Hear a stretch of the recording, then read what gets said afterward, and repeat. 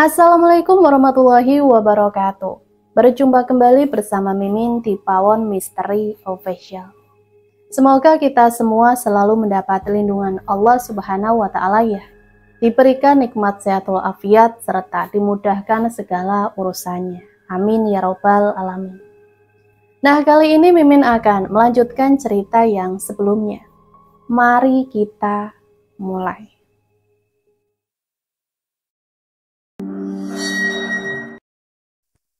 Aku bukan penakut, aku tidak akan kalah dengan sosok itu. Aku sudah menyiapkan beberapa alat untuk melawan sosok itu. Aku memakai jaket yang ada penutup kepalanya.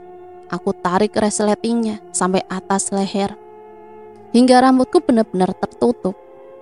Di kantong jaket aku menyimpan senter, gunting kecil, korek api, dan tentu saja inhalerku. Aku sudah menaruh lilin di beberapa tempat di ruang tengah, lorong, ruang tamu, dan tentu saja kamarku. Aku akan menyalakan lilin jika lampu tiba-tiba mati. Sosok itu punya kekuatan magis yang kurasa dapat membuat lampu menjadi mati.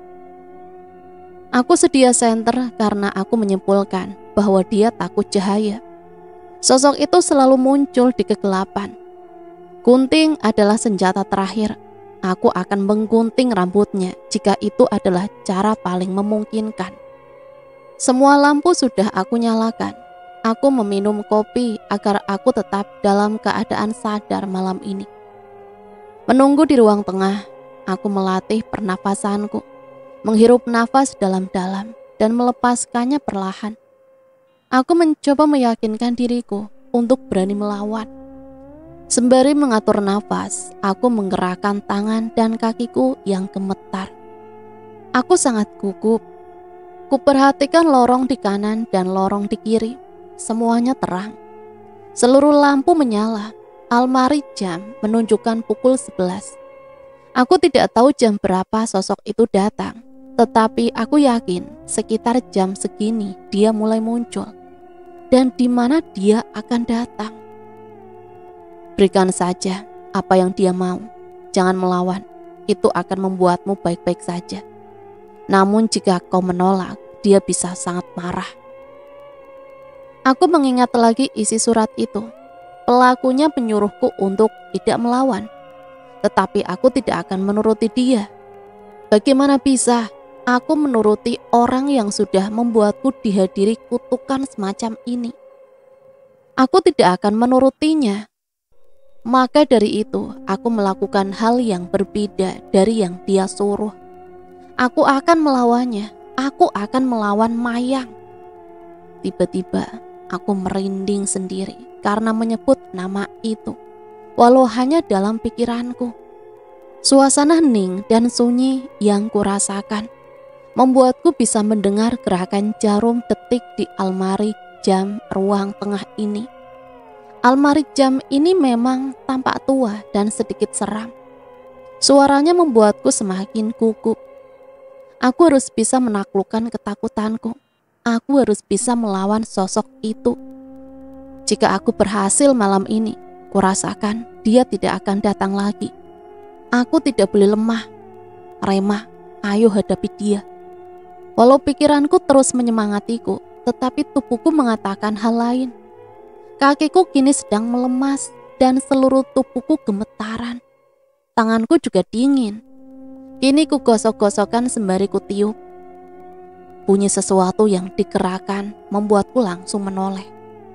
Pintu kurasa, itu suara pintu. Kulihat pintu kamar Rajo terbuka, sempit. Aku menelan ludah, aku melangkah ke lorong. Sial, lampu tiba-tiba mati. Gelap, panik. Aku langsung merinding. Lampu dapur tiba-tiba menyala. Di sana berdiri sosok anak kecil yang membelakangiku. Rajo? Aku menggeleng. Itu bukan Rajo. Akan tetapi siapapun dia, aku harus menangkapnya. Aku berlari ke arahnya. Lampu dapur kembali mati. Sontak aku langsung masuk ke kamar Rajo. Bangun, Rajo, bangun. Seruku untuk membuatnya membuka mata. Ada apa, Kak? Ayo keluar. Kataku yang sekarang sedang panik dan gemetaran. Sosok itu akan datang, seperti yang aku duga. Dia mematikan semua lampu dengan kekuatan, yang kuyakini kekuatan sihir. Dan saat itulah dia akan datang mendekatiku dari arah yang tidak ku tahu. Aku menyalakan semua lilin yang ada di mangkok yang kutaruh di berbagai tempat. Duduk sambil memeluk Raju. Aku memegang senter yang kusorot ke berbagai tempat. Aku mengatur nafasku, mencoba waspada karena dia akan hadir di mana saja. Kak, boleh aku kembali tidur? Tidak, jangan. Tapi kau boleh tidur di sini, di pelukan kakak. Aku ingin buang air kecil, Kak. Ujarnya dan mencoba lepas dari pelukanku. Aku ingin mencegahnya, tapi dia tampak benar-benar ingin buang air kecil. Aku pun melepasnya. Lakukan dengan cepat, kataku yang masih sangat khawatir. Pinjam senternya, pintanya. Ambil satu mangkok lilin itu, kataku yang tak mau lepas senterku. Rajo langsung berdiri, mengambil satu lilin dari 4 lilin di ruang tengah itu. Lalu dia menuju lorong, membuka pintu menuju ruangan bersumur dengan 3 kamar kecil itu. Dia membiarkan pintu ruangan itu terbuka. Aku menyorotinya dengan jantung yang berpacu cepat, karena begitu khawatir. Saat menunggunya keluar dari ruangan itu, aku sadar tanganku sudah basah karena keringat. Aku tersenyum saat melihatnya keluar, walau tanpa membawa mangkok berisi lilin itu. Dia kembali duduk di dekatku dan kemudian aku peluk. Kamu kedinginan? Tanyaku yang merasa tubuhnya benar-benar dingin. Rajo tak menjawab. Bunyi decitan terdengar, bunyi pintu. Aku sorot ke arah lorong. Rajo yang membawa mangkok lilin tengah menutup pintu. Seketika sekujur tubuh seperti disengat aliran yang sangat dingin. Bulu kuduku berdiri. Aku melepas pelukanku dari sosok menyerupai Raju dan memundurkan tubuhku dengan cepat. Kak Rema, tanya Raju yang ada di lorong. Aku menoleh setelah bergantian dari Raju yang berdiri di lorong dan Raju yang duduk di depanku, membelakangiku. Aku mengatur nafasku yang tak teratur. Raju di lorong tampak bingung dan ketakutan, sedangkan Raju di depanku tetap diam. Siapa kau? Tanyaku ke Raju di depanku.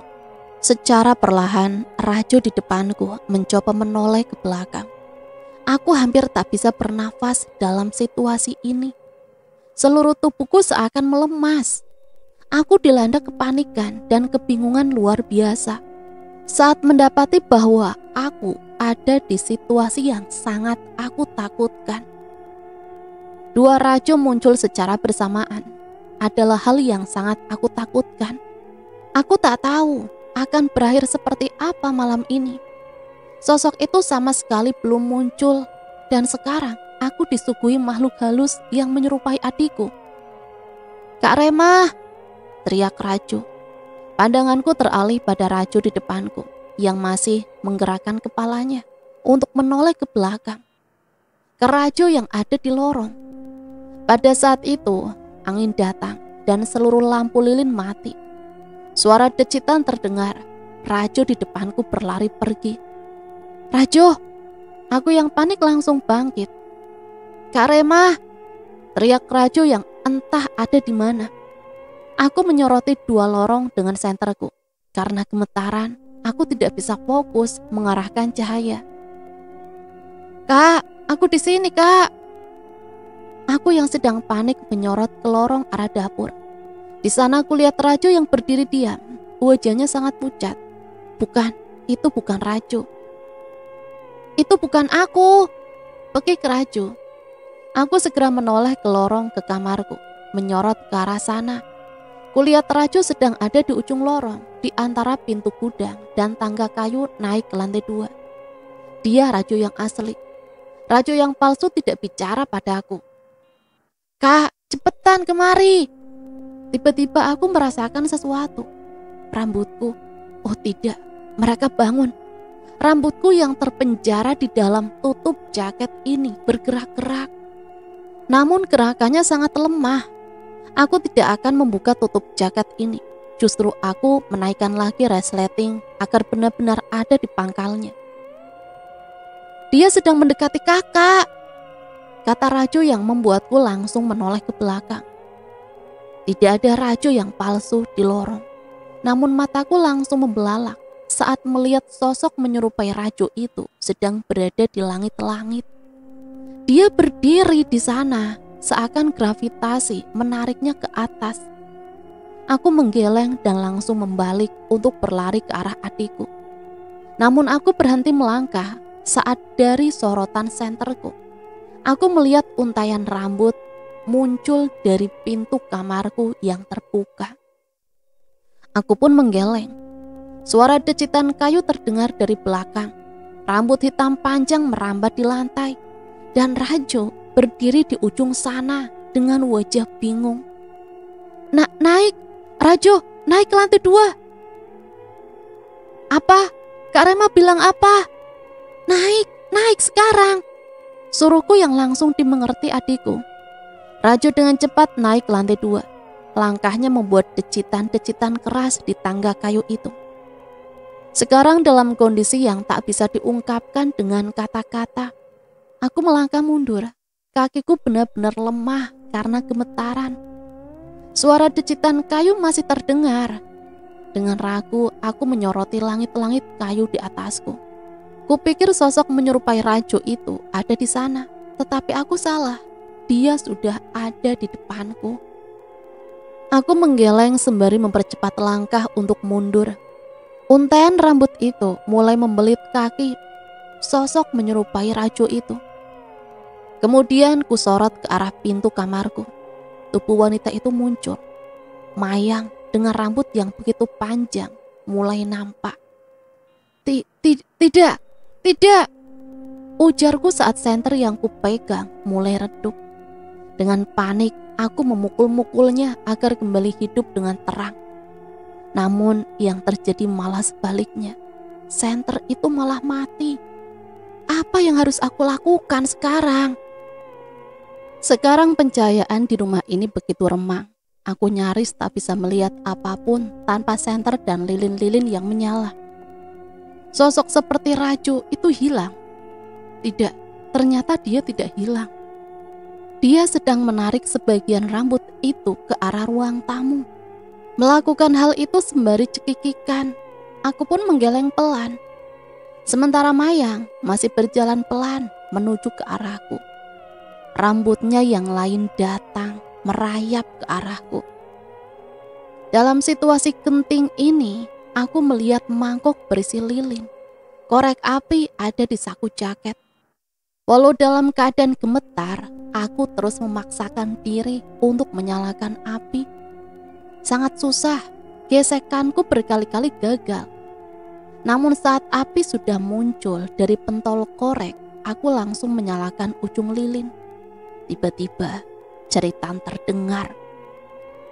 Mayang, dia menjerit dengan suara yang begitu serak. Melihat rambutnya yang tertarik ke ruang tamu, aku menyimpulkan jika sosok yang menyerupai Rajo itu berhasil menyakitinya. Cekikan terdengar lagi. Sosok seperti Rajo kini ada di depanku, di lorong. Dia muncul secara ajaib, tidak kusadari. Dia kembali melakukan hal serupa, menarik rambut Mayang dengan cekikikan. Aku mundur, masuk ke ruang bersumur. Pintunya masih terbuka. Di lorong yang ada di depanku, sosok mirip Rajo menarik rambut Mayang ke arah dapur.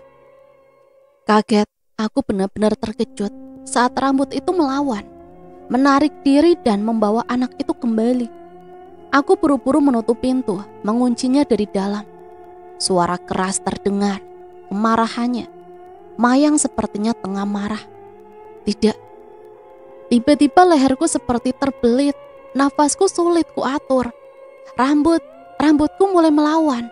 Mereka cekikikan. Dengan panik, aku menjatuhkan mangkok dan pecah. Lilinnya pun langsung mati. Aku membuka resleting jaket, menyingkap penutup kepala dan mencoba melepaskan rambutku yang mencekik leher. Saat berhasil melepaskannya, aku masih tak bisa bernafas. Sial, saat ingin mengambil inhalerku, ia malah menjatuhkannya karena tanganku yang bergetar hebat. Dalam cahaya yang minim, aku melihat inhalerku jatuh ke dekat pintu. Aku menjerit tanpa suara karena pecahan kaca mangkok menusuk telapak kakiku. Sontak aku langsung menarik pecahan kaca sebesar kuku itu dari dalam daging telapak kaki kananku.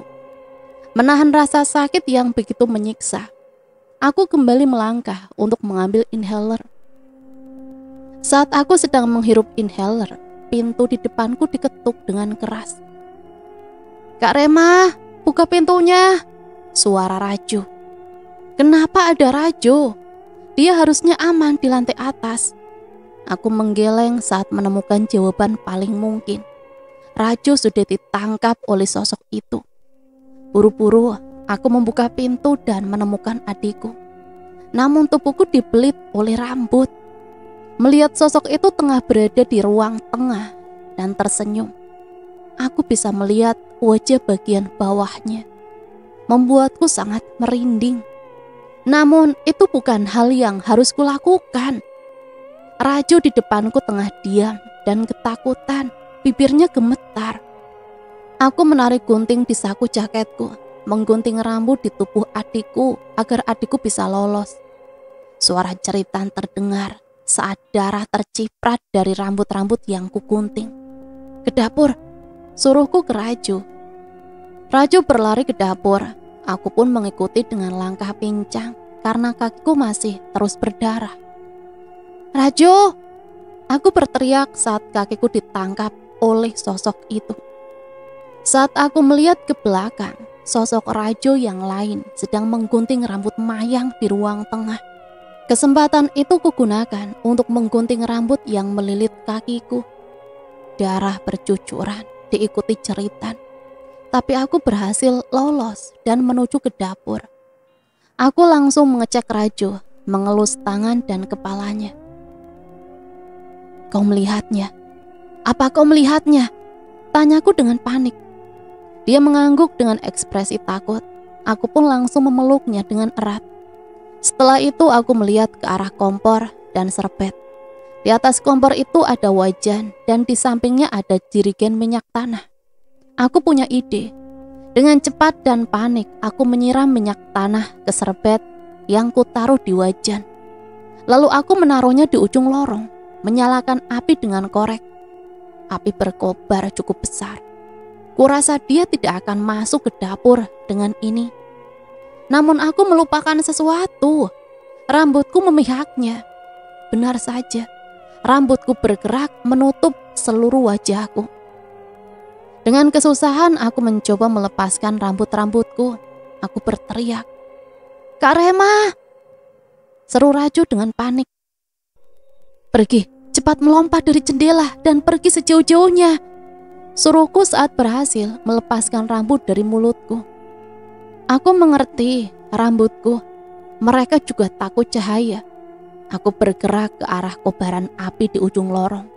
Aku masih bisa melihat dari sela-sela rambut yang tidak sempurna menutup wajahku. Dengan sengaja, aku mendekatkan wajahku ke kobaran api. Tiba-tiba rambutku langsung lepas dari wajahku. "Kak Rema!" teriak Rajo. Kepanikanku memuncak saat melihat dari jendela yang terbuka itu, untaian rambut membelit Rajo, menariknya keluar. "Rajo!" panggilku yang segera berlari ke jendela dapur.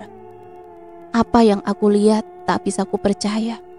Di luar sana, sosok itu membawa pergi Rajo. "Kak!"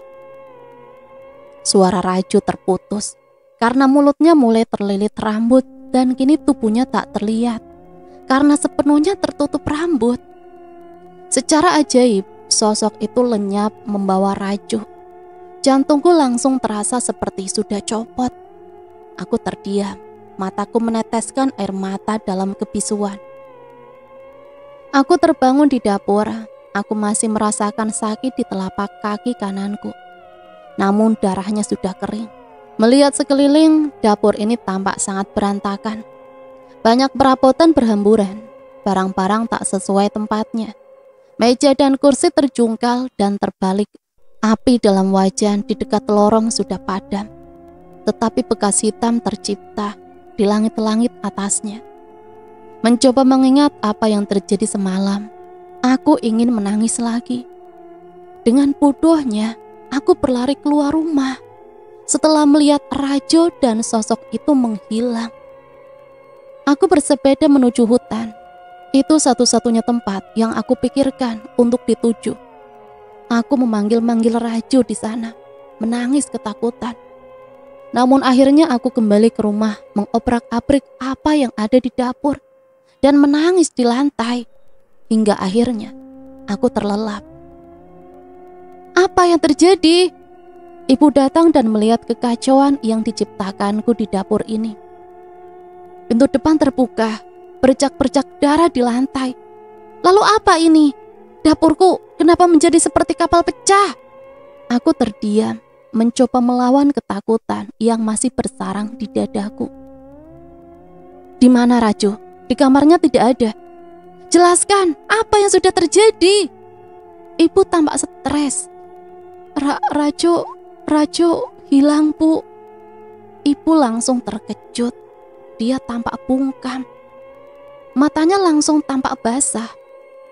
Aku menunduk, tidak kuat menyaksikan ekspresinya. Diculik. Ia berbisik. Rajo diculik. Bagaimana ini bisa terjadi, Rema? Kenapa kamu tidak bisa menjaganya? Aku tidak bisa menjelaskan. Bagaimana dia bisa diculik? Kenapa kamu tidak bisa menjaga adikmu? Siapa yang menculiknya? Rema! Dia mulai tertawa miris. Jangan berbohong. Kamu mengerjai ibu kan? Aku menggeleng. Kurasakan air mata turun di pipiku. Dia diculik. Dia benar-benar diculik, Bu. Aku tidak bisa menjaganya. Semua ini gara-gara aku. Teriakku menyalahkan diri sendiri sembari menangis. Polisi tampak tidak percaya dengan penjelasanku. Aku mengatakan sebenarnya jika sosok makhluk halus yang menculik adikku. Untunglah ada Dharma. Dia membantuku agar polisi dapat percaya apa yang aku katakan. Paman, apa yang dikatakan Rema memang terdengar tidak logis. Tetapi mari kita lihat faktanya. Rajo benar-benar hilang. Di seluruh bagian rumah tidak ditemukan.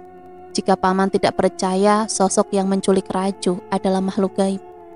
Tetapi paman harus percaya bahwa Rajo telah hilang dan harus dicari secepatnya. Ungkap Dharma pada seorang polisi yang sekarang ada di beranda rumahku. Dia bilang itu pamannya. Ibu ada di dalam rumah. Sejak tadi dia terus menangis dan mengurung diri di kamar Rajo. Ibu juga menyalahkan dirinya sendiri karena memilih pergi kemarin. Itu membuatku semakin sedih. Rasanya aku ingin menangis lagi. Namun itu bukan solusi. Aku harus bertindak, mencari adikku hingga dia ditemukan. Kami akan segera menangani kasus ini. Segala perkembangan akan kami laporkan segera, kata Pak Polisi setelah berbincang cukup lama dengan Dharma. Pria itu kemudian turun dari beranda, bergabung bersama rekan polisinya yang lain. Mereka masuk ke mobil berwarna hitam itu dan pergi. Beberapa orang di kampung ini mulai banyak berdatangan. Mereka berkumpul di depan rumahku. Itu ada Pak Lurah, saya akan bicara padanya, kata Dharma saat melihat sosok pria berkumis yang memakai peci hitam itu. Aku mengangguk, membiarkannya turun dari beranda untuk bicara dengan pemimpin desa ini. Aku memilih duduk di kursi, mengatur nafas dan mencoba untuk menenangkan diri. Saat ini penampilanku tidak karuan. Aku belum mandi dan begitu kotor. Membersihkan diri sudah kulupakan karena yang ada di pikiranku hanyalah Rajo, adikku. Anak 6 tahun itu telah diambil paksa oleh sosok yang ingin sekali aku bunuh. Andai aku bisa, siapapun yang melakukan kutukan ini padaku, tidak akan aku maafkan. Namun jantungku tiba-tiba sakit. Aku langsung sadar jika pelaku yang mengutukku bukanlah orang yang membuat adikku menghilang. Aku adalah orangnya. Aku tersangka dari hilangnya Rajo. Aku seorang kakak yang gagal. Bagaimana bisa seorang kakak tidak bisa menjaga adiknya? Pelakunya sudah memberiku peringatan lewat surat itu. Aku hanya perlu memberikan darah di rambutku. Namun yang kulakukan justru sebaliknya. Aku berlagak sok berani dengan menantangnya. Melakukan perlawanan yang justru membuatnya marah. Membuatku memilih menculik adikku sebagai penebus akan perlawananku. Non, Ibu Nona di rumah. Aku menoleh pada orang yang memanggilku. Itu Pak Salman yang ada di samping beranda rumah. Tetangga terdekatku. Walaupun dikatakan tetangga terdekat, tetapi letak rumahnya lebih dari 100 meter dari rumahku, yang memang cukup terisolasi. Aku mengangguk. Semoga kalian diberi kekuatan, kata dia. Terima kasih, Pak. Yang menculik Rajo itu pasti Mayang, kata Pak Salman. Aku membelalak, bagaimana dia tahu? Pak Salman kemudian menceritakan kisah tentang Mayang. Keluarga Pak Salman mengisahkan kisah itu turun-temurun. Semuanya berpikir bahwa itu hanya mitos, tetapi tidak dengan Pak Salman. Dia mengatakan jika sosok itu hidup puluhan tahun yang lalu. Mayang adalah seorang janda dengan 1 anak.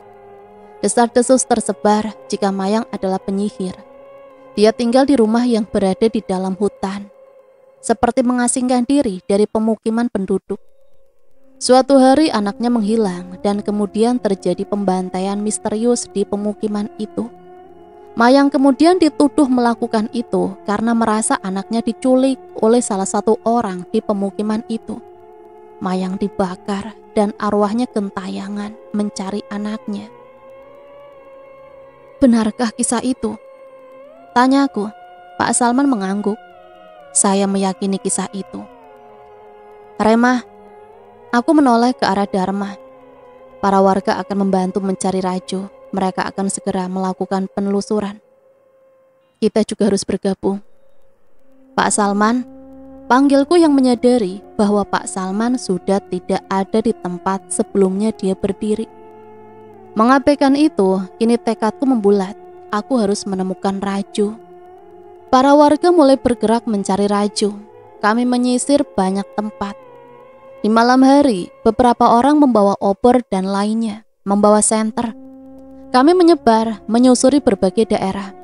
Dari pinggir irigasi, persawahan, perkebunan, hingga hutan. Aku dan Dharma sedang berada di padang rumput, memegang senter, menyorot ke berbagai arah. Rajo, di mana kamu, Dek?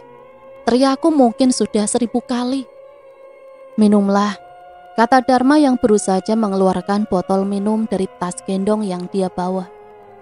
Aku menerimanya, dan aku meminumnya. Dharma selalu menenangkanku, walaupun dia juga cemas. Rajo, sosok yang paling aku sayangi, entah ada di mana dia. Apakah dia aman? Apakah dia tidak apa-apa? Kekhawatiranku terus muncul. Saat melihat ke arah kebun jagung di samping padang rumput ini, aku seperti melihat seorang anak kecil di sela-sela barisan rapatnya pohon-pohon itu. Rajo, tidak salah lagi, itu Rajo. Tanpa pikir panjang, aku langsung berlari ke arah kebun jagung itu. Remah, Dharma memanggilku. Rajo. Entah itu Rajo sungguhan atau hanya sosok yang menyerupainya. Aku tidak peduli, aku tetap ingin bertemu dengannya.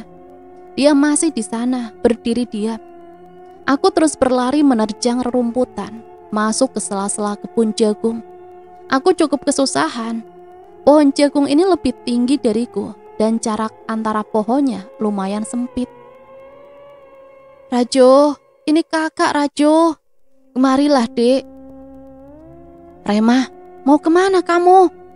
Aku tak mempedulikan panggilan Dharma. Rajo menghilang dari pandanganku. Kemana dia? Aku terus melangkah, walau daun-daun jagung itu seakan memintaku untuk kembali. Mereka menghalangiku, namun aku tetap menerjang, menyorot senter ke berbagai arah dengan panik. Ku teriakan nama Rajo berkali-kali. Aku terperosok di ujung kebun. Ada turunan yang sangat curam, bawahnya ada rawa-rawa. Untung saja aku sempat berpegangan pada batu, tetapi tubuhku sudah hampir jatuh. Remah, pegang tangan saya, Remah. Suruh Dharma yang datang dan mengulurkan tangan. Aku terisak, ingin menangis karena aku kesusahan untuk menggapai tangannya. Buang saja senter itu, lalu berikan tanganmu pada saya, kata dia seraya menurunkan badannya agar lebih dekat denganku. Aku menahan rasa panik, melepas senter yang langsung jatuh ke rawa. Dengan sekuat tenaga aku menggapai tangan Dharma. Dia menarikku dengan sangat kuat. Saking kuatnya, tubuhku sampai menubruknya. Dharma terjatuh, begitu juga aku yang jatuh tepat di atas tubuhnya. Maaf. Kita berdua bertatapan dalam posisi yang sangat canggung ini. Namun aku segera bangkit, begitu juga dia. Dia menatapku, membersihkan jaket dan celanaku yang kotor dengan menyibaknya menggunakan tangan. Kamu harus hati-hati. Aku kembali terisak, aku menangis. Dia menarik tubuhku di pelukannya. Rajo pasti akan ditemukan, dia pasti akan kembali pulang, kata dia yang mencoba menenangkanku. Ini bukan pertama kalinya aku tidak masuk berhari-hari. Aku pernah izin sakit selama seminggu karena penyakit asmaku yang semakin parah, hingga aku dirawat di rumah sakit. Sekarang aku kembali tidak masuk sekolah karena Rajo belum ditemukan. Sama halnya dengan ibu, dia juga tidak ke kota. Dia terus saja merenung dan sesekali menangisi Rajo. Ibu sangat terpukul dengan hilangnya Rajo. Setiap hari dia tidur di kamar Rajo. Dia lebih banyak diam. Setiap makan pun dia tidak bicara apa-apa. Dia membuatku semakin merasa bersalah. Sekarang aku sedang menyiapkan sarapan. Kepergian Rajo membuat hidupku benar-benar berbeda. Aku selalu saja mengingat sosoknya. Entah saat dia berlari-lari di lorong, saat dia menonton televisi, saat dia sedang bermain. Bayangan Rajo selalu datang. Sosok yang menyerupai Rajo itu juga belum menampakkan diri lagi. Terakhir kali saat di kebun jagung itu, aku mulai berpikir bahwa sosok itu baik karena menolongku melawan Maya. Namun aku juga berpikir bahwa sosok itu yang akhirnya membuat Mayang menculik Rajo. Aku tidak tahu apapun tentangnya, tetapi aku terus saja menduga. Namun satu hal yang kuyakini, sosok itu tahu di mana Rajo, adikku yang asli. Aku yakin dia tahu. Ibu, sarapannya sudah siap, kataku ke ibu yang masih di kamar Rajo. Aku masuk ke kamar, mendekatinya. Rambutnya kini berantakan. Dia memakai pakaian tidur berwarna putih. Dia tidur miring membelakangiku. Mendekatinya, aku mencoba membangunkannya. Ibu, bangun, kataku pelan. Dia diam saja. Akhirnya aku memilih menggerakkan tubuhnya agar ibu terlentang. Ibu! Sontak aku mundur saat melihat apa yang terjadi. Ibuku mati. Ibuku mati. Matanya terbuka, mulutnya mengeluarkan busa. Dia meminum racun. Ibu! Aku terbangun dari tidur dengan seluruh tubuh berkeringat. Aku langsung turun dari ranjang, membuka pintu dan menuju ke kamar Rajo. Ibuku ada di sana, baru saja bangun. Aku langsung memeluknya. Ibu, jangan tinggalin aku, Bu. Panggilku dengan menangis. Kamu ini kenapa? Ibu tidak ada pikiran untuk bunuh diri kan? Rajo, dia pasti ditemukan. Rajo pasti akan kembali, Ibu. Jangan berhenti berharap, kataku dengan menggebu-gebu. Ibu tersenyum. Dia mengelus kepalaku. Raju akan kembali. Ibu bermimpi tentangnya. Dia bilang pada ibu jika dia akan pulang. Aku kembali menangis dan memeluk ibu. Satu kelas datang mengunjungi rumahku, begitu juga beberapa guru. Aku menyambut mereka di beranda. Ada satu orang yang tampaknya tidak kukenali. Perempuan dengan kerudung. Lalu saat dia berlari memanggil namaku, aku baru sadar jika itu adalah Naya. Kini dia sudah berhijab. Rema, panggilnya yang langsung berlari dan memelukku. Kamu semakin cantik dengan kerudung itu. Setelah berdebat dengan hati, akhirnya aku memilih jalan ini, kata dia yang kemudian memasang wajah sedih. Kamu tidak masuk 3 hari, buat aku khawatir tahu. Aku turut sedih ya dengan Rajo, namun dia pasti akan ditemukan kok. Kamu jangan patah semangat ya. Aku mengangguk. Rema, kamu tidak apa-apa? Tanya Bu Nikmah yang datang dengan Pak Farhan, si kepala sekolah. Aku masih punya harapan, Bu, jawabku. Dia mengelus rambutku. Aku tersenyum karena tas yang aku berikan dia pakai. Kami semua turut prihatin, ujar Pak Farhan yang rambutnya sudah penuh uban itu. Terima kasih, Pak. Adikmu pasti akan ditemukan. Polisi sekarang cukup pintar menemukan anak hilang. Tambahnya yang kemudian menepuk pundakku 2 kali. Kami kemudian berkumpul di ruang tengah. Ibu hanya memberikan minum untuk guru-guru. Aku duduk di samping Naya di depan. Ibu tengah bercerita dengan Bu Nikmah dan Pak Farhan tentang keseharian Raju. Kami semua mendengarkannya. Rema, yang tabah ya, kata seseorang yang menepukku dari belakang. Itu Sari, dia tersenyum padaku. Aku mengangguk dan ikut tersenyum. Memperhatikan semua teman-temanku, aku menemukan Hani yang duduk di paling belakang. Tiba-tiba dia berdiri dan menatapku. Lalu dia berbalik dan berjalan ke ruang tamu. Aku pun ikut berdiri. Kemana? Tanya Naya. Aku ke depan dulu, jawabku yang kemudian berjalan lewat pinggir untuk melewati yang lain. Hani tidak ada di ruang tamu. Aku pun segera membuka pintu. Dan Hani sedang berlari. Dia pulang sendiri. Kenapa? Melihatnya berlari ke arah jalan yang menuju hutan membuat dadaku tiba-tiba sesak. Apa yang terjadi dengannya? Malam ini aku termenung di kamarku. Aku terus saja memikirkan Raju. Sudah 5 atau 6 hari dia hilang. Aku sampai lupa sudah berapa hari saking stresnya. Harapanku pelan-pelan pupus. Tidak ada kabar dari polisi dan para warga. Satu-satunya yang tahu di mana Raju hanya dia. Sosok itu, Mayang si penyihir. Besok aku akan memintanya untuk mengembalikan Raju. Namun bagaimana aku bernegosiasi dengannya? Sepertinya aku harus memberikan apa yang dia mau. Di rumah ini aku merasa sangat tidak tenang. Tiba-tiba terlintas sesuatu di pikiranku. Bagaimana jika aku pergi saja? Aku ingin mencari udara segar. Sesuatu yang membuatku terasa sangat nyaman. Membuat tubuhku terrelaksasi. Di benakku muncul pilihan yang aneh, tetapi bisa menjadi jawaban dari keinginanku. Bagaimana jika aku mengunjungi tempat itu?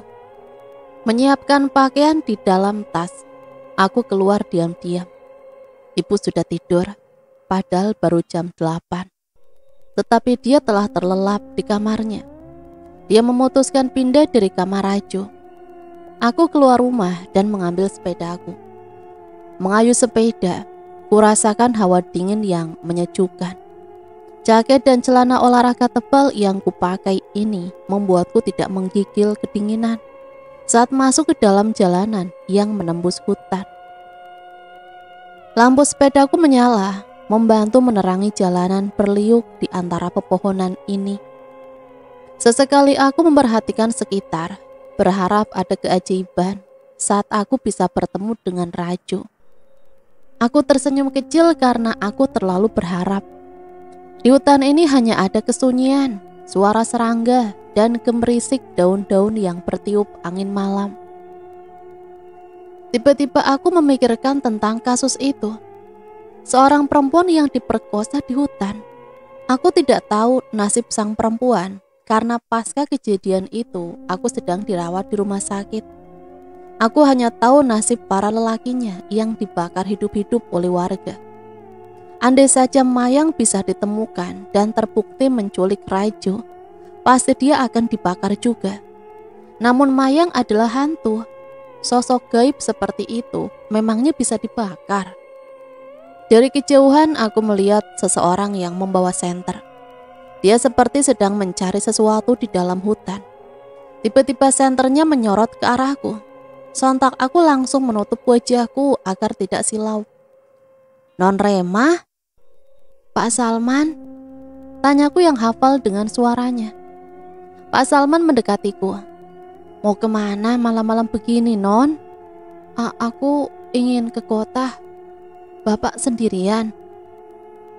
"Mencari adikmu." Aku tidak bisa merespon. Ternyata masih ada orang yang terus mencari Raju. Ini adalah peta yang saya percayai sebagai peta menuju ke rumah Mayang. Ungkapnya menunjukkan sebuah kertas. Dia menyorotkan dengan senter. "Benarkah ini petanya?" Tanyaku untuk mengkonfirmasi. "Iya, kakek saya yang menggambarnya dulu. Ternyata peta ini tersimpan di gudang rumah." Jawabnya yang kuingat jika tentang kisah Mayang telah diceritakan turun-temurun di keluarga Pak Salman. Jadi rumahnya ada di daerah hutan ini? Kemungkinan masih masuk cukup jauh. Apa aku boleh menyimpan peta itu? Aku ingin ke sana sendiri besok. Boleh, saya juga sudah mau pulang. Dia akhirnya memberikan peta itu padaku. Aku menaruhnya di tas, lalu dia pergi untuk pulang. Sementara itu aku kembali mengayuh sepeda untuk pergi ke kota. Aku telah berniat untuk pergi ke gelanggang olahraga. Aku akan masuk diam-diam ke kolam renang. Aku tahu pintu masuk yang tidak akan diketahui para penjaga. Aku mendengarkan dari anggota lain. Terkadang mereka juga jahil menyelinap masuk untuk berenang di malam hari. Semoga malam ini tidak ada yang ke sana. Perjalanan ke sana cukup aman. Aku tidak menemukan ancaman apapun. Aku hanya berpapasan dengan orang-orang yang baru pulang dari kota. Mereka biasanya adalah para penjual di pasar atau penjual keliling. Aku termasuk nekat ke kota jam segini. Biasanya anak perempuan baik-baik lain di daerahku akan menghindari keluar rumah malam-malam. Keberanianku ini hadir karena sifat ibuku yang sama sekali tidak mengekangku. Saat sampai di gelanggang olahraga, aku memarkirkannya di parkiran belakang. Lalu aku menyelinap masuk ke gudang kolam renang lewat sebuah pintu yang ada di belakang. Pintu itu tidak terkunci. Dengan selamat aku sampai di kolam. Cahaya di kolam ini berasal dari jendela-jendela di atas tribun. Dari terangnya bulan dan lampu-lampu besar di gelanggang olahraga ini. Jadi suasana yang dihasilkan di sini lumayan temaram. Walau kurang terang, tetapi pencahayaan di sini tidak bisa dibilang gelap. Kurasa pencahayaan seperti ini sangat cocok untuk pencari ketenangan sepertiku. Aku membuka jaket dan celana olahragaku. Aku sudah memakai pakaian renang dari rumah. Lalu aku menggunakan penutup kepala untuk melindungi rambutku. Duduk di tepi kolam dengan kaki masuk ke air membuat kedinginan. Airnya sangat dingin. Aku tertawa kecil saat aku masuk ke air. Aku pun mulai berenang perlahan. Aku tidak mau menimbulkan banyak suara. Rasanya benar-benar segar. Ternyata ideku ini sama sekali tidak buruk. Aku menikmati berenang sendirian di kolam besar. Namun aku bertahan di area dangkal 1 meter. Karena area yang dalam mungkin akan lebih dingin. Saat berdiri di tengah kolam, aku tiba-tiba teringat teman-temanku yang datang ke rumah 2 hari yang lalu. Mereka memakai pakaian putih abu-abu. Itu hari Senin atau hari Selasa ya? Aku yakin itu hari Senin. Tapi tiba-tiba aku ragu. Detak jantungku seakan berhenti. Aku ingat kata-kata Naya. kamu tidak masuk 3 hari, buat aku khawatir tahu. Tidak masuk 3 hari. Aku mulai tidak masuk di hari Jumat. Pikiranku yang kacau menghitung Jumat, Sabtu, Minggu. Sehingga hari saat teman-temanku datang ke rumah adalah hari Senin. Aku benar-benar bodoh. Minggu kan hari libur. Jadi 3 hari yang dimaksud Naya adalah Jumat, Sabtu, dan Senin. Jadi mereka datang di hari Selasa. 2 hari setelah Selasa adalah Kamis. Artinya ini adalah malam Jumat. Seketika tubuhku langsung merinding. Aku memutuskan untuk pulang. Aku tidak boleh ada di sini. Namun saat ingin kembali berenang ke tepi, aku merasakan hal yang aneh. Kaki kananku kram. Apa yang harus aku lakukan? Tolong! Teriakku seraya menoleh ke sekeliling. Tidak ada seorang pun. Aku mulai panik, berdiri dengan satu kaki di dalam air, membuatku sangat tidak tenang. Mengatur nafas yang mulai tidak stabil, dan kembali menoleh ke sekeliling. Berteriak meminta tolong, namun tidak ada orang yang datang. Dari jendela-jendela di atas tribun, aku melihat sesuatu yang paling membuatku ketakutan. Lampu-lampu gelanggang olahraga mati. Ruangan ini menjadi gelap. Tetapi cahaya bulan masih membantuku untuk dapat melihat keadaan sekitar. Dengan kepanikanku yang mulai mencapai puncaknya, aku merasakan rambut-rambutku keluar dari penutup kepala ini. Lalu penutup kepala terbuka. Belum sempat aku ingin menutupnya lagi, kaki kananku seperti ditarik sesuatu. Sesuatu melilitku di dalam air. Dengan gegabah aku mencoba berenang dengan kaki yang masih kram. Mencoba bergerak maju. Tubuhku justru masuk ke dalam air. Aku langsung mencoba untuk menaikkan kepalaku ke permukaan. Namun sangat sulit. Aku menutup mulutku agar tidak ada air yang masuk. Tampak tidak jelas. Aku melihat sosoknya di dalam air. Mayang dengan rambut panjangnya itu tengah berdiri di bagian kolam yang dalam. Rambutnya melayang-layang di air. Dan salah satu untainya mulai menjerat kakiku. Aku ingin menangis saat rambutnya tidak hanya menjerat kaki kananku, tetapi kaki kiriku, dan perlahan mulai menjerat tubuhku. Apa yang kau inginkan? Seruku yang sudah mulai meneteskan air mata, tanda ketakutan yang bercampur dengan panik itu. Kembalikan Raju padaku, kembalikan! Aku berteriak meminta adikku kembali. Walau aku tahu dia tidak akan mendengarkanku. Rambutnya kini sudah menjerat seluruh tubuhku. Dengan perlahan, rambut-rambutnya mengangkatku ke udara. Aku mencoba untuk melawan, menggerakkan tubuhku sekuat tenaga. Tapi rambut itu justru semakin kuat, menjeratku. Kenapa? Kenapa kau melakukan ini padaku? Siapa yang menyuruhmu? Seruku yang mencoba memberanikan diri. Darah. Aku menarik rambutnya dan kujadikan tameng saat dia ingin menggunting rambutku. Berhasil, dia menggunting rambutnya sendiri. Darah langsung memuncrat dari sana mengenai wajahku. Saat itu juga aku terjatuh karena jeratan rambutnya lepas dari tubuhku. Jatuh ke kolam, aku membuka mata dan melihat begitu banyak darah menetes ke air. Aku pun segera berenang, kaki kananku sudah tidak kram. Namun Mayang sepertinya kembali masuk ke air. Dia memelukku dari belakang. Wajahnya kini ada di sampingku. Dadaku langsung terasa seperti ditekan. Darah. Bisikannya yang mampu bicara di dalam air. Dia menggunting rambutku dan melayang-layang di dalam air. Ketakutanku memuncak saat dia menjulurkan lidahnya ke arah darah yang menyebar dari rambutku. Setelahnya dia melepaskan pelukannya dan menghilang. Aku kembali berenang sebelum nafasku habis.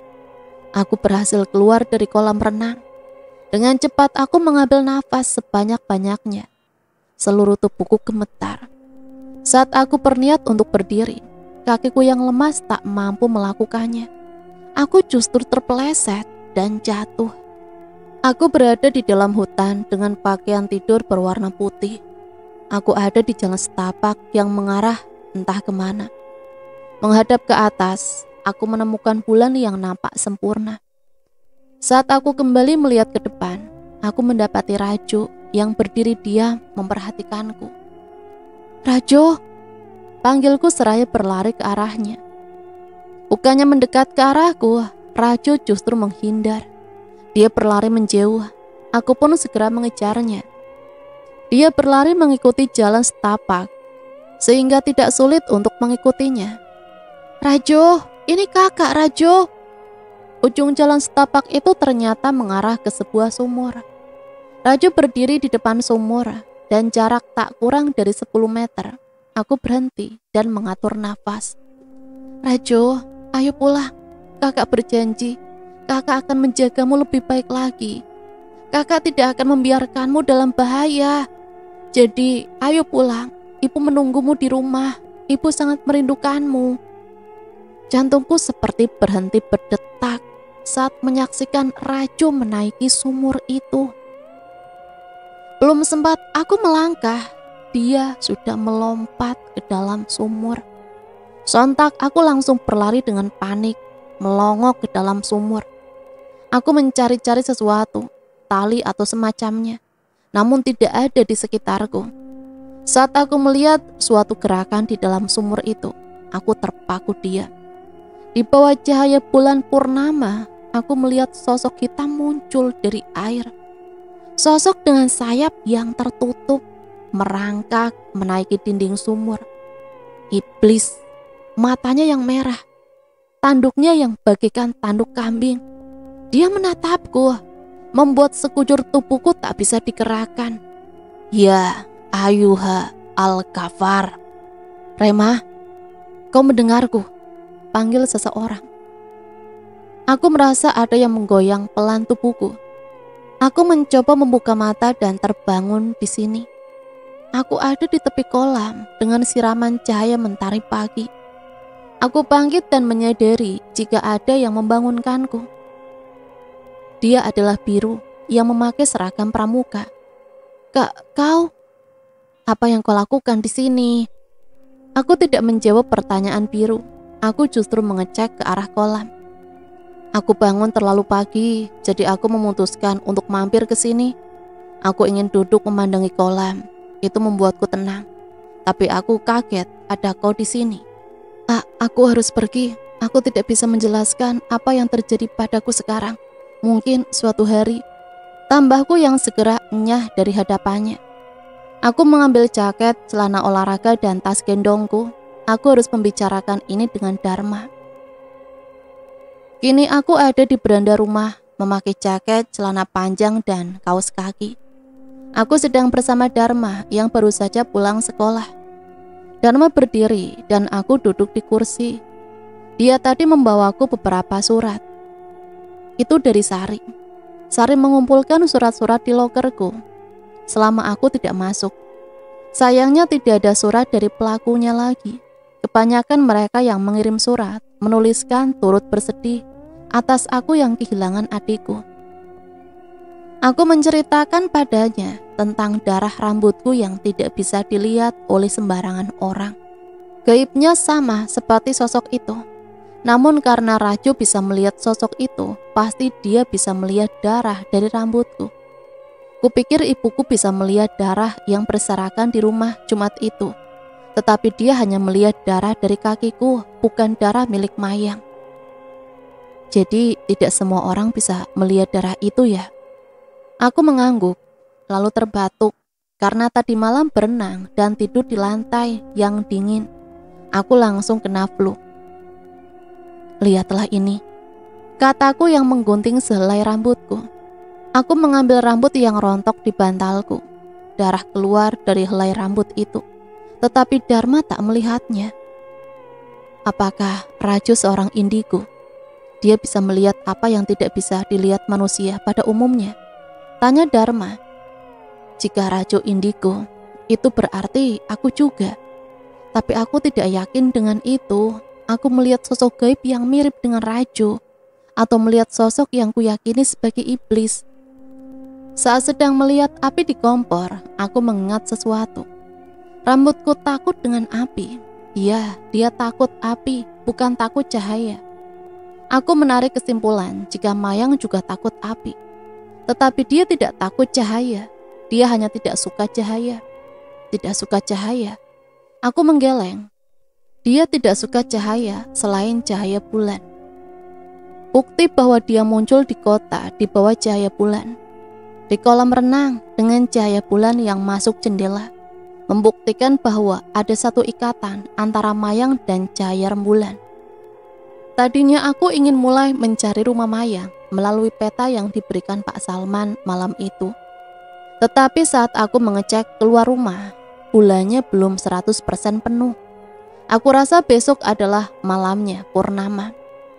Besok malam aku akan menebus hutangku pada Mayang. Aku akan mencari rumahnya di hutan dan memintanya untuk mengembalikan Rajo. Aku memilih malam hari karena Mayang tidak akan keluar di siang hari. Dan aku memilih bulan purnama karena aku yakin jika Mayang menyukai cahaya bulan. Kurasa besok malam adalah waktu yang sangat pas. Ibu sepertinya mulai mencoba mengikhlaskan Rajo.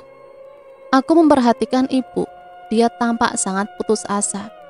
Padahal dia sempat memiliki harapan setelah mendapatkan mimpi Rajo akan pulang. Namun aku sadar jika emosinya tidak stabil. Semua orang tua yang kehilangan anaknya pasti akan sangat terpukul.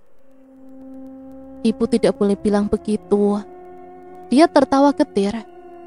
Jika mengingat apa yang sudah ibu lakukan, ibu rasa bahwa ibu memang tidak pantas memiliki Rajo.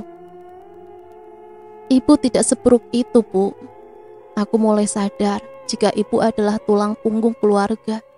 Aku sempat mengeluhkan ibu yang lebih sering bekerja daripada di rumah. Tetapi aku seharusnya bersyukur karena ibu terus berusaha keras untuk kami. Kamu tidak tahu seberapa besar rasa bersalah yang ibu rasakan sekarang, Rema. Kata dia yang membuatku bungkam. Aku sudah jatuh saat ayah meninggal. Saat aku merasa ibu tidak peduli denganku dan Rajo. Saat aku masuk rumah sakit karena asmaku. Saat aku merasa semua orang membenciku. Saat aku terkena kutukan ini. Dan sekarang saat Rajo menghilang karena kesalahanku. Berkali-kali aku jatuh, aku harus bangkit lagi. Di dalam hati, aku bertekad untuk melakukan itu, bangkit. Pencarian akan dimulai. Aku memasukkan 7 helai rambutku yang kukumpulkan dari rambut yang rontok di atas bantal ke plastik transparan. Aku memakai jaket, celana jeans, memakai sepatu, membawa inhalerku, senter dan juga sebuah gunting. Berbekal peta dari Pak Salman, aku akan melakukan petualangan kecil mencari rumah Mayang yang masuk jauh ke hutan. Peta ini sebenarnya tidak begitu sulit dimengerti. Walau peta ini digambar puluhan tahun lalu dan hutan sudah cukup banyak berubah. Tetapi kurasa petunjuk-petunjuk di peta ini tetap masih ada. Dari jam 5 sore aku sudah mengayuh sepeda ke hutan. Lalu aku memarkirkan sepedaku agak masuk ke dalam hutan, mengikatnya ke pohon.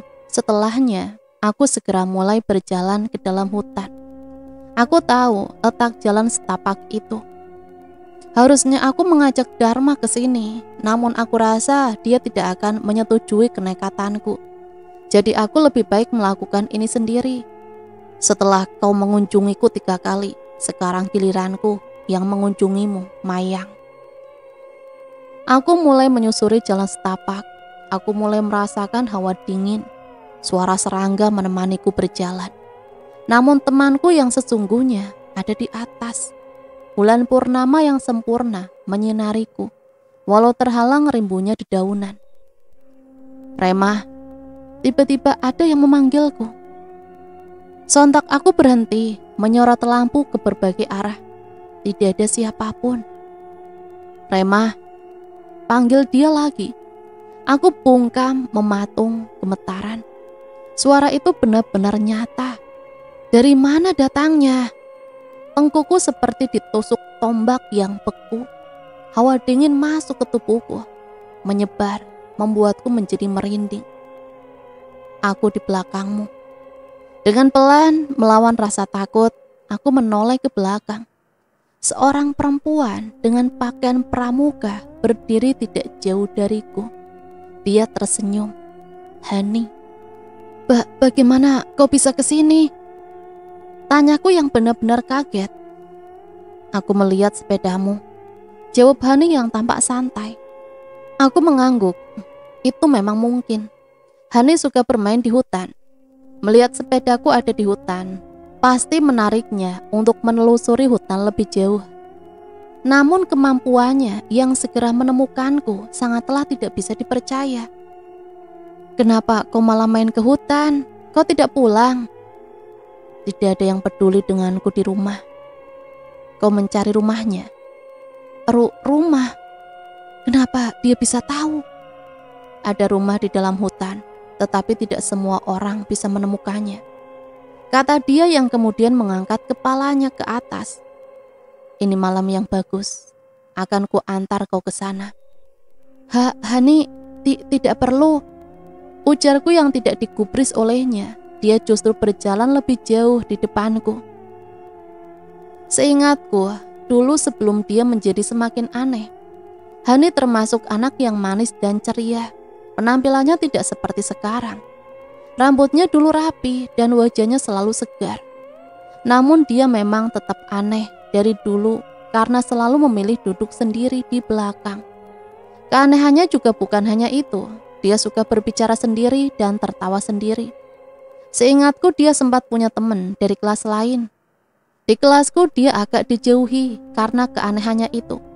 Walau begitu, semua orang mengabaikannya akhir-akhir ini. Padahal dulu, Hendra masih mempromosikan perangkonya pada Hani. Sekarang, tidak lagi.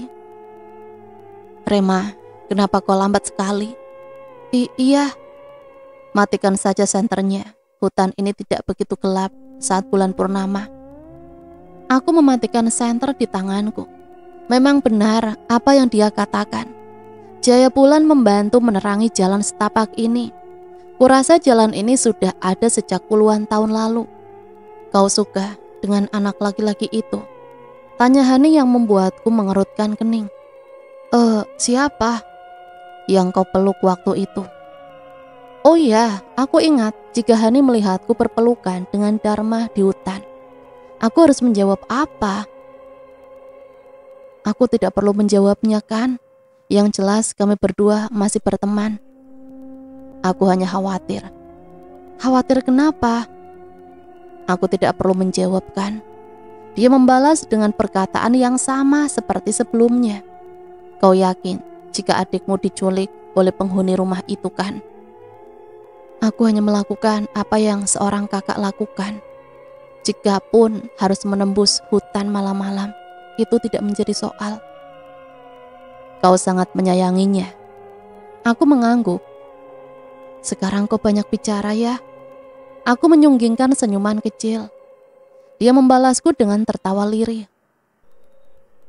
Perjalanan ini tidak seperti yang kubayangkan sebelumnya. Kupikir akan penuh rintangan. Aku akan menemukan hal-hal menyeramkan. Ternyata sekarang aku justru berjalan berdua, mengobrol dengan Hani. Kami membicarakan tentang banyak hal.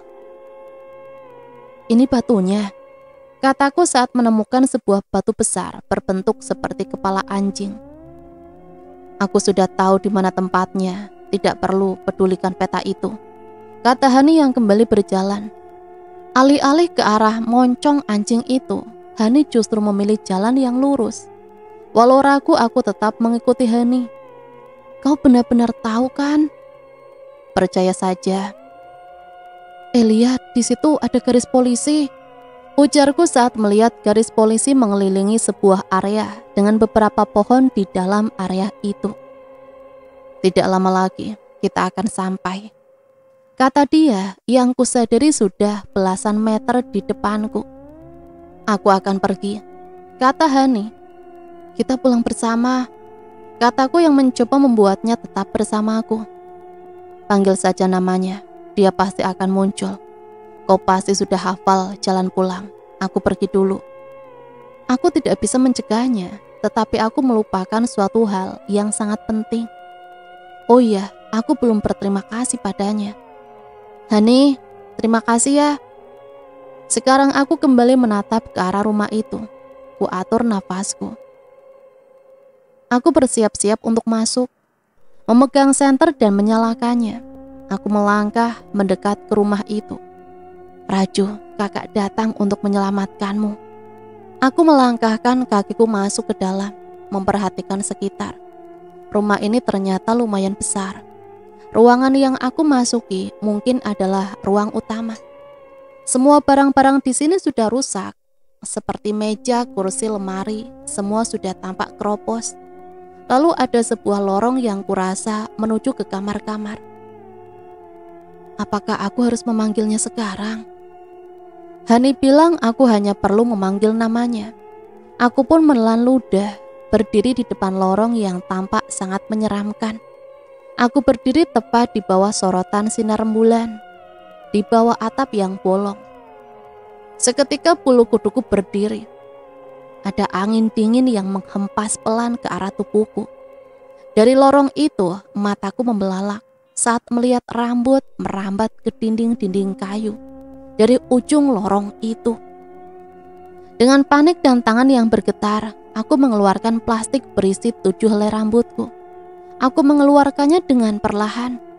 Walau tanganku basah oleh keringat, tangan kiri menggenggam erat 7 helai rambut itu. Saat tangan kananku mengambil gunting dari saku jaketku. Mayang, aku ingin Raju kembali, kataku yang kemudian menggunting 7 helai rambut ini. Darah menetes dari ujung rambut-rambut yang tergunting. Lalu jantungku serasa ingin copot saat untaian rambut-rambut di lorong menyerbuku. Mayang datang dengan sangat cepat menuju ke arahku dan mengambil rambut di tanganku dengan tangannya. Permohonanmu terkabul. Suara itu terdengar tepat sebelum aku tak sadarkan diri. Kak, bangun kak. Seseorang menggoyang-goyangkan tubuhku. Aku berusaha membuka mataku, mencoba menebak di mana aku berada. Lalu aku melihat Raju tengah memperhatikanku, tersenyum.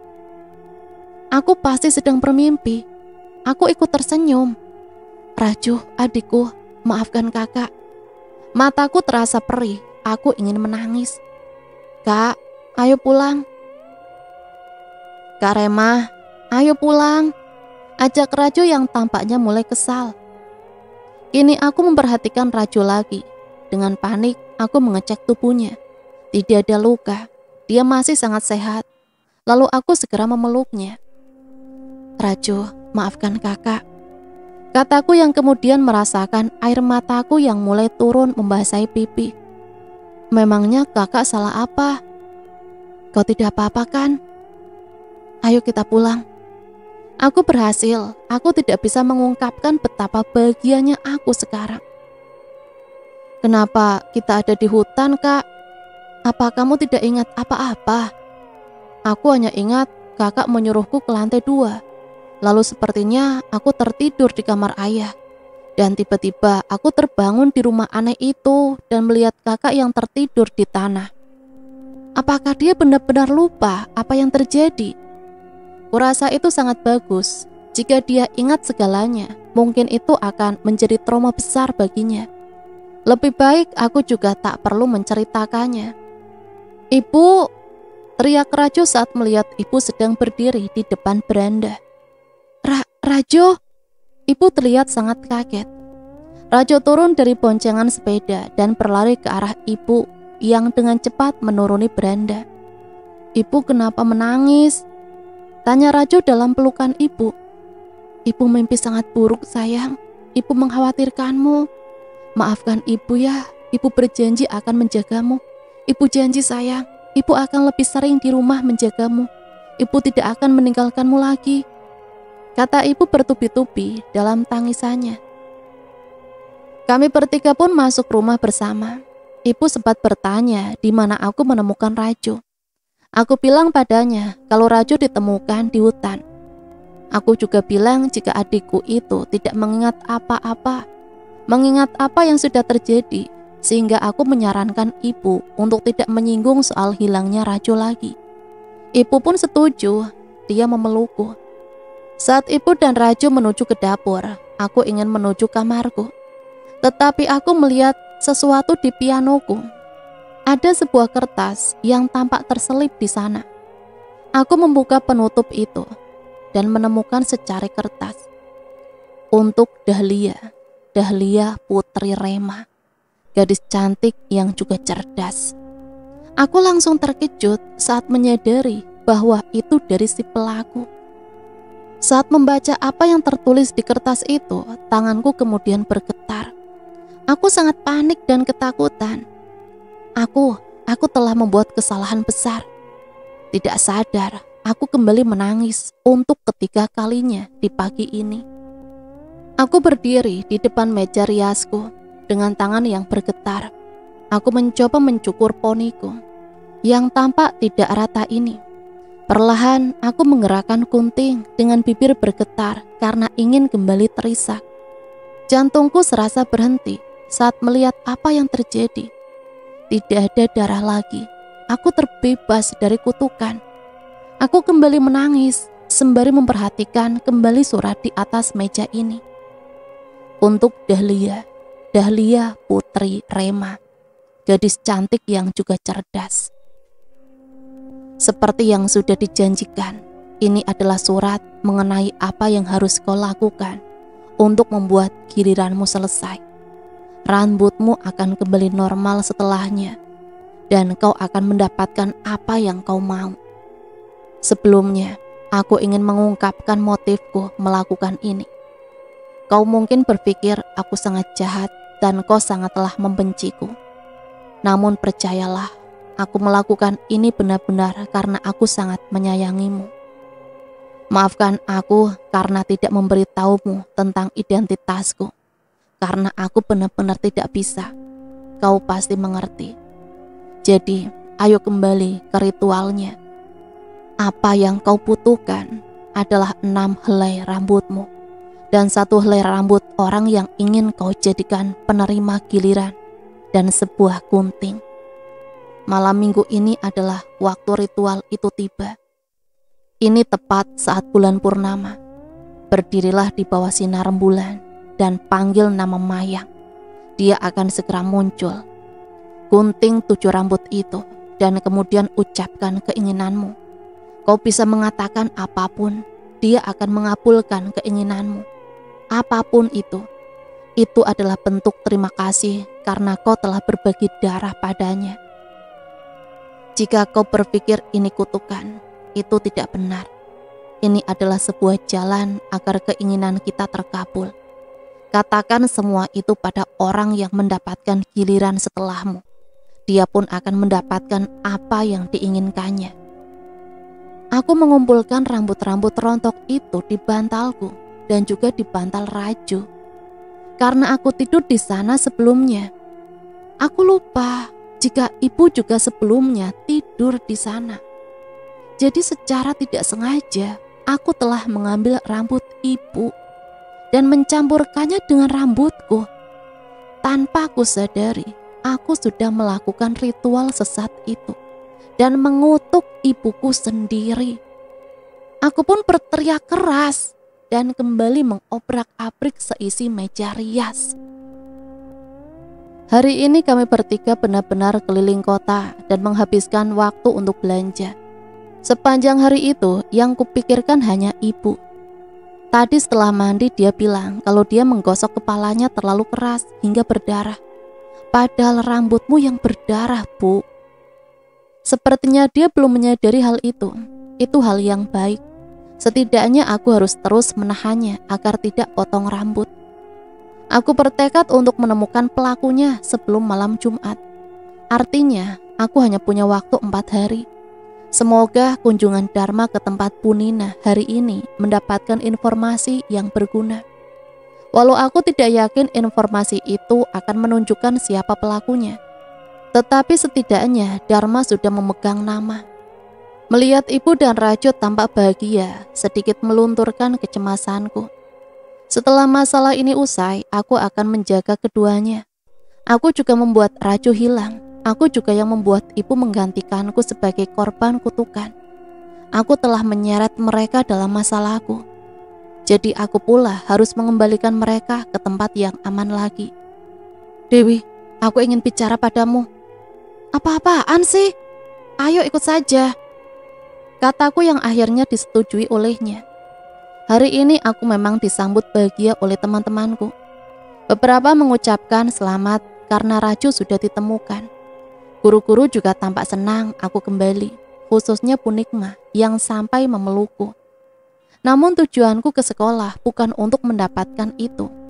Aku ingin memastikan Dewi atau bukan pelakunya.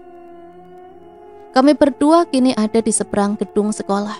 Dia tampak kesal karena aku bersikap kurang sopan dengan menariknya secara paksa tadi. Maaf, ada hal serius yang ingin kukatakan. Apa? Apa kau pernah mendengar kutukan rambut berdarah? Dia mengernyitkan dahi. Kalau tidak penting, aku kembali ke kelas. Kau yang mengirimku surat-surat itu kan? Surat apa? Surat cinta? Kau pikir aku tidak normal? Kau ingin menggantikanku sebagai perwakilan sekolah ke Olimpiade Matematika kan? Tanyaku dengan pandangan fokus ke matanya. Rema, kau baru saja kehilangan adikmu dan sekarang adikmu sudah ditemukan. Seharusnya kau bersenang-senang dan melupakan masalah kecil tentang kecemburuanku. Apakah itu penting? Aku dan 2 siswa lain baru saja ditunjuk kepala sekolah untuk lomba debat bahasa Inggris. Urus saja lombamu dan aku akan mengurusi lombaku. Lanjutnya yang kemudian pergi meninggalkanku. Dharma, apakah Dharma berbohong? Dia bilang Dewi akan menggantikanku, tetapi Dewi justru ditunjuk untuk lomba lain. Apakah pelakunya adalah dia? Dharma, dia satu-satunya orang yang membuka piano waktu itu. Dia menaruh kertas itu di pianoku. Dharma bicara dengan Sari sebelum Sari memberikanku surat itu. Tidak mungkin Sari belum membacanya. Dharma pasti membujuk Sari sehingga Sari berperilaku aneh setelahnya. Dan mungkin ceritanya di tanah lapang pinggir irigasi itu bohong. Sari mengarang karena disuruh Dharma dan Sari membawa nama Dewi di sana. Dharma membawa nama Dewi dalam kebohongannya. Bahkan Dharma terus mengatakan jika Ajeng mungkin adalah seorang tangan kanan. Dharma tahu Ajeng adalah sahabat Dewi. Dia ingin membuatku terfokus pada Dewi. Lalu siapa sesungguhnya yang membantu Dharma mendapatkan rambutku? Aku menggeleng pelan, tidak percaya. Orang yang dapat dengan mudah menaruh surat ke lokerku. Orang yang terus mendekatkanku dengan Dharma. Orang yang menggiringku berpendapat bahwa semua anak di kelas punya kesempatan menaruh surat itu, kecuali dirinya. Orang yang selalu ingin tahu isi surat-suratku. Orang yang pernah ada di ranjangku dan dengan mudah mengambil rambutku. Orang yang kini menutupi rambutnya dengan kerudung karena takut jika dia akan menjadi giliran selanjutnya. Orang yang bilang jika tulisan Dharma berbeda dengan tulisan di surat itu. Naya, hanya sahabatku yang bisa melakukan semua itu. Aku hampir tidak bisa bernafas memikirkan segala teori gilaku ini. Rema, saya punya berita besar. Saya juga bersemangat ingin tahu ceritamu bisa menemukan Raju. Saya dulu atau kamu dulu yang cerita? Aku menampar Dharma dengan keras di pojok perpustakaan saat aku akan kembali memulai bimbingan dengan Bu Nikmah. Kurasa tidak akan ada yang mendengar karena jam-jam ini belum banyak siswa yang masuk ke perpustakaan. Lagi pula perpustakaan ini besar dan di pojok sini hampir tidak pernah disinggahi. Kenapa kamu menampar saya? Kau yang menulisnya kan? Aku menumpuk 3 lembar surat itu ke dadanya. Dia memegang surat-surat itu dan melihat surat ketiga. Dia seperti membaca dengan cepat. Ritualnya, waktunya sudah lewat. Kau berbohong padaku kan? Tanyaku yang kemudian membeberkan teoriku, menuduhnya bersekongkol dengan Naya dan Sari untuk mendapatkanku. Lalu apa yang ingin kau lakukan jika rencanamu berhasil? Meniduri Kak Rema. Seseorang memanggilku. Aku langsung menoleh ke belakang.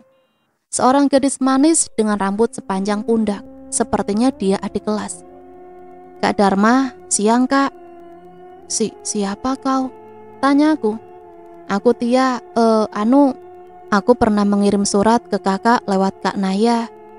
Jawabnya tampak malu. Nama lengkapku Tiana Dewita. Aku biasa dipanggil Tia atau Dewi. Salam kenal kak. Dewi? Bu Nikma sudah menunggu di ruang biasa kak, kata dia yang tidak aku tanggapi. Aku bingung. Oh iya, apa Bu Nikma belum bilang ke kakak? Selama Kak Rema tidak masuk, aku dibimbing oleh Bu Nikma untuk ikut Olimpiade Matematika. Kepala sekolah akhirnya memutuskan akan mendaftarkan 2 siswa ke lomba itu, aku dan kakak, kata dia seraya tersenyum. Aku langsung menoleh ke Dharma. Bu, bukan Dewi yang itu ternyata, kata dia seraya menahan senyum. Bisa kau pergi dulu Tia? Baik kak, kata dia yang kemudian keluar dari lorong antara 2 rak buku panjang ini. Lalu aku menoleh ke Dharma, mataku tampak perih. Maafkan aku, kataku yang kemudian memeluknya. Aku menuduhmu berbohong. Aku menangis di pelukannya. Dia tertawa kecil. Sudah jangan nangis. Maafkan aku dulu. Iya, saya maafkan. Aku melepas pelukanku, lalu dia memegang kedua lenganku dan menghapus air mata di pipiku. Dia tersenyum padaku, senyuman yang tulus. Ayo kita ketemu pelaku sebenarnya. Aku terkejut. Kak, kau sudah menemukannya? Dia mengangguk. Sekarang aku sangat yakin jika pelakunya adalah dia. Surat ketiga melengkapi segala bukti yang kumiliki. Aku berdebar-debar. Siapa dia? Pelakunya, orang yang memberikanmu kutukan itu adalah orang yang kau beri tas tangan di hari ulang tahunmu. Guru pembimbing lombamu, Bu Nikma, kata Dharma. Aku bungkam, benar-benar tidak bisa dipercaya. Ya, Bu Nikma. Kutukan itu berasal dari Bu Nikma. Dia yang selalu mengelus rambutku, ternyata ada motif di belakangnya. Dia penganut sekte. Dan masih ingat dengan Hani. Ya, Hani adalah hantu. Gadis yang pernah diperkosa di hutan adalah Hani. Aku tidak tahu itu karena waktu itu aku di rumah sakit dan fokus dengan asmaku. Dan cerita selesai sampai di sini. Semoga cerita ini bisa menemani hari-hari teman-teman semua ya. Sampai di sini saya pamit undur diri. Mohon maaf apabila banyak salah kata. Sampai berjumpa kembali di cerita-cerita misteri selanjutnya. Matur nuwun. Wassalamualaikum warahmatullahi wabarakatuh.